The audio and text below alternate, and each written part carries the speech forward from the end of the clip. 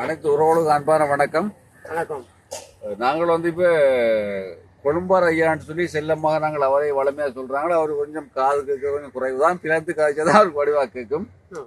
பிரான்சில் இருக்கிற பாலகிருஷ்ணன் துஷேந்திரன் அவர்களுடைய நிதி ஒதுக்கீட்டில் தான் கூட கிராமத்துக்கு நாங்கள் இந்த இதுகளை செய்து நாங்கள் கண்டு வகையில் வழங்கினாங்க. இப்போ அந்த கண்டு வகைகளில் நாங்கள் கூட வீடுகளில் பார்க்கக்குள்ள எல்லாமே நல்லா சிறப்பாக செய்திருக்கீங்க. கூட வயசுக்கு நீங்கள் செய்கிறன்றது எங்களுக்கு நல்ல மகிழ்ச்சி. ஆனா நீங்க அதுல பெற்ற பயன் என்னென்ன மாதிரி பயன்படுறீங்களா, என்ன மாதிரி உங்களுக்கு நல்லா இருக்கா அப்படின்னு எங்களுக்கு சின்ன இதோட நீங்க சொல்ல வேணும். நல்லா இருக்கு. உங்களுக்கு எத்தனை வயசு? எனக்கு இப்ப 80 வயசுல நீங்க தனிச்சிட்டு இதெல்லாம் செய்யறீங்கன்னு? ஆமா. காலையிலே இந்த புல்லு கொத்தல நான் கொஞ்சம் சலூனுக்கு போயிருந்தேன். இல்லாட்டி காலையிலே துவங்கிடுவேன் வேலையை கொஞ்சம் கொஞ்சம் கொத்தி. மற்ற பயிர்களும் இருக்குத்தானே, அதுல இதையும் கொஞ்சம் நல்லா வச்சு இப்போ பயன்படுத்திட்டு வந்தேன். இந்த பக்கம் கொஞ்சம் பாதிப்பா போயிடுச்சு. அதில் ஒரு 3 நாள் பாதிக்கப்பட்டுச்சு. மற்ற எல்லாம் ஒரு மாதிரி பரவாயில்லை. அங்கே பைப்படியில் உண்டு கிடக்கு, அதுவும் நல்லா இருக்கு.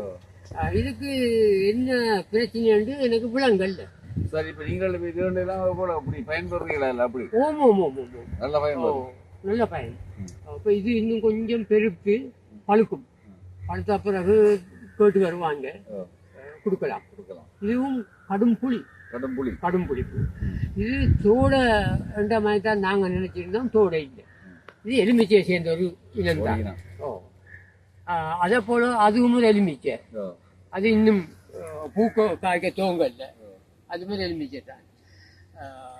அந்த இருக்கிறதும் ஒரு தோடை, அந்த தென்னம்பிள்ளைகிட்ட கிடக்கு, அது ஒரு தோடை இனம். இன்னும் பூக்கல்ல காய்க்கல, அதெல்லாம் தெரியல. மற்ற ஒரு 3 பல தந்தது வச்சிருக்கு அப்படி அவங்கட. இல்லை அப்படி எல்லாம் பரவாயில்லை. மற்ற சமூகம் கண்டுகள் எல்லாமே சிறப்பாக இருக்குங்க. ஆமா, நல்லா இருக்கு. உங்களோட அம்பரல்லா காய் கூட நல்லா காய்க்கிறேன், சின்ன காய்க்கிறேன், நல்லா காய்க்கிறேன். நீ எங்கட பிள்ளைகள் வந்தாங்கன்னா அதை தான் நோண்டி எடுத்து சாப்பிடுறேன். எனக்கு அம்பரல்லா நல்ல அனுபவம் இருக்கு. அப்படின்னா கொழும்புல அம்பரல்லாலையும் தோசை போடுறேன்.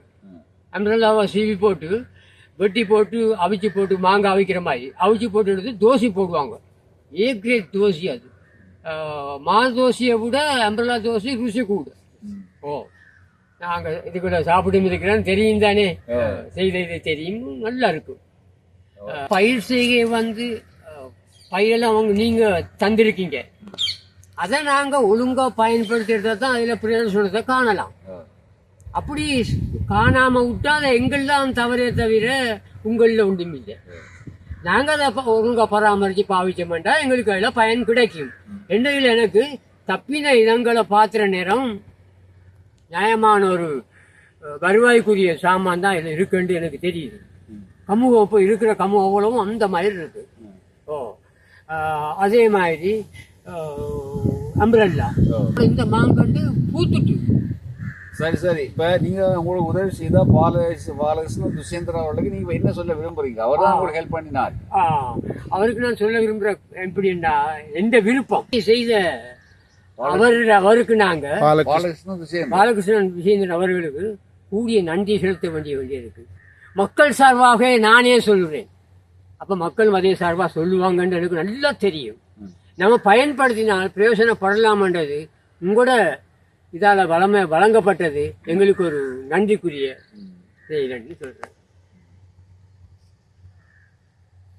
உண்மையாக பார்க்கல அங்கால நிறைய இது இருக்குது. பயிர்த்தை போட்டிருக்கிறாங்க, நீ கச்சான் போட்டிருக்கிறாங்க, அப்படி மரவள்ளி தடி இருக்குது. அதே போல் இங்கே பார்த்தீங்கன்னா கருவேப்பிலை நிறைய காய் காய்ச்சிருக்கு. இந்த மரத்தில் நிறைய காய் காய்ச்சிருக்கு. ஒரு இலைக்கு ஒரு காய் என்ற மாதிரி நிறைய காய்ச்சிருக்கு. இங்கே பார்த்தீங்கன்னா விலங்கும் நிறைய காய்ச்சிருக்குது. அப்படியே ஃபுல்லாகவே காய்ச்சிருக்கு. ஆகவே இந்த பாலகிருஷ்ணன் துஷேந்திரன் அவர்களுக்கு பசுமை இல்லம் சார்பாக மிக்க நன்றிகளை தெரிவித்துக் கொள்கின்றோம். நன்றி.